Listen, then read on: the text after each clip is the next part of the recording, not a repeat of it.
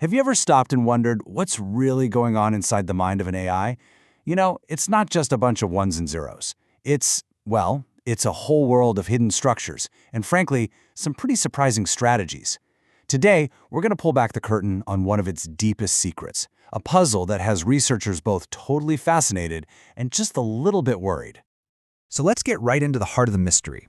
When AI researchers peek under the hood of these massive models, they see something weird.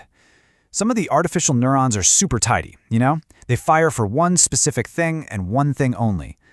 But a whole bunch of others, they're a complete jumble, firing for all sorts of unrelated stuff at the same time. What on earth is going on here? And this really drives the point home. Look at this.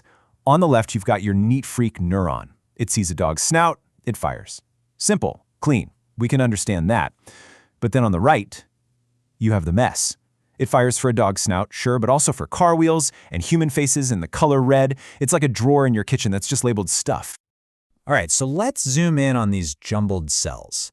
These aren't just some random quirk, They seem to be a really fundamental part of how a lot of advanced AIs actually think, especially those big language models we're all using. So there's a name for this, of course. Researchers call them polysemantic neurons. Poly means many, and semantic means concept. So one neuron, many unrelated ideas.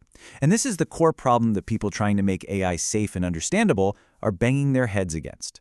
I mean, how can you understand what an AI is thinking if its own building blocks don't seem to make any sense? So why does this happen? Well, the leading theory is actually surprisingly simple. It all boils down to a problem we can all relate to, trying to fit way too much stuff into a tiny space.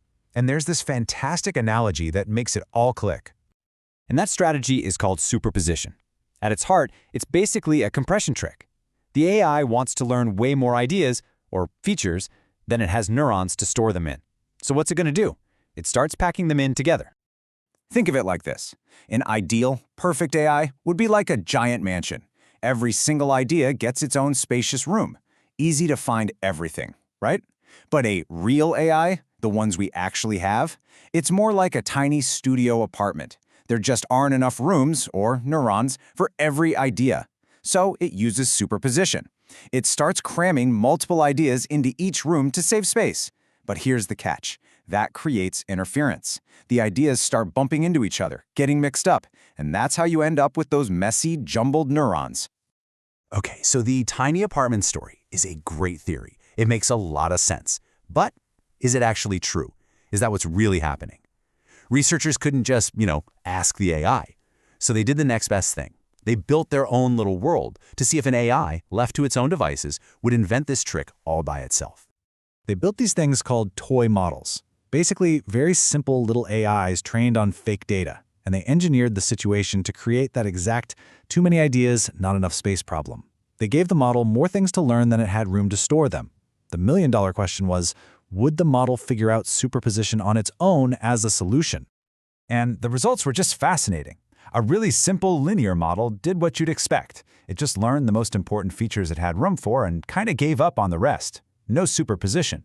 But then they tried a model with just one tiny change, a nonlinearity, which is basically just an on-off switch for the neuron. And that model did something completely different. It learned more features by packing them together. It chose superposition. All it took was that simple little switch to make superposition the winning strategy. And this is where the story goes from just interesting to downright weird. Proving superposition was real was a huge deal, but what they found inside those packed-together ideas was something nobody saw coming. It wasn't a mess at all. It was beautiful. I mean, think about it. If you just shove a bunch of random junk into a closet, you expect chaos, right? A total mess. And that's what researchers thought they'd find inside the AI. But instead, when they looked at how these features were being stored, they found these elegant, perfect geometric shapes. The simplest structure they saw was what's called an antipodal pair. The model takes a single neuron, a single dimension, and stores two features as exact opposites. One is positive, one is negative. It's this incredibly clever and efficient way to pack two different ideas into the space of one. But it didn't stop there. When the model needed to pack three features together, it didn't just jam them in randomly. No, it arranged them into a perfect equilateral triangle using two dimensions. And it gets even wilder. To store 4 features, it would arrange them at the corners of a perfect tetrahedron in 3-dimensional space. The AI wasn't being messy at all. It was acting like a brilliant mathematician, finding the absolute most optimal geometric way to pack concepts together. This was so wild that even the researchers themselves were just stunned. This quote from their paper says it all.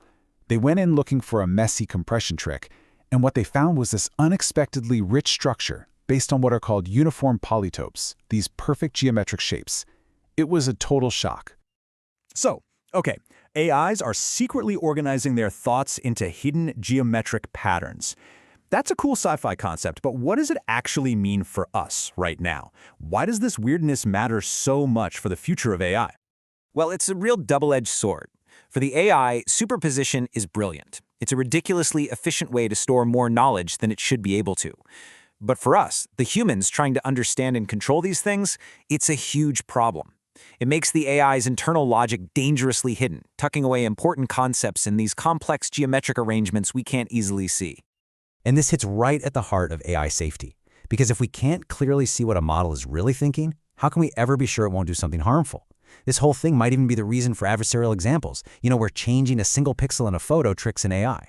And the scariest part, if the AI is hiding features from us in these geometric patterns, how can we ever find the unknown unknowns, the dangerous ideas we don't even know we should be looking for?